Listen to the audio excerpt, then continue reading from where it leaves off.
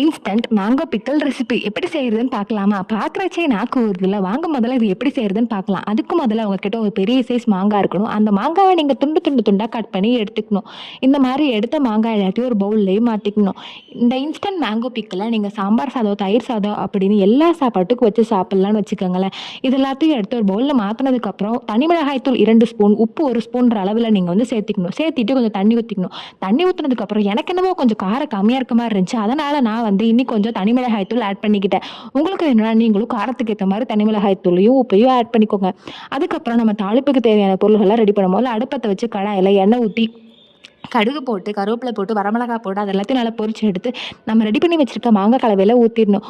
ஊற்றி இதை அப்படியே சாப்பிட்டா சூப்பராக இருக்கும். சும்மா இருக்க சாப்பாட்டையும் தூக்கலாக்கி விட்டுரு வேணா பாருங்களேன். இதை நீங்கள் கண்டிப்பாக ட்ரை பண்ணுங்கள். ட்ரை பண்ணிவிட்டு எப்படி இருக்குன்னு மறக்காமல் கமெண்ட்டில் சொல்லுங்கள். அவ்வளோதான் கைஸ், பாய்.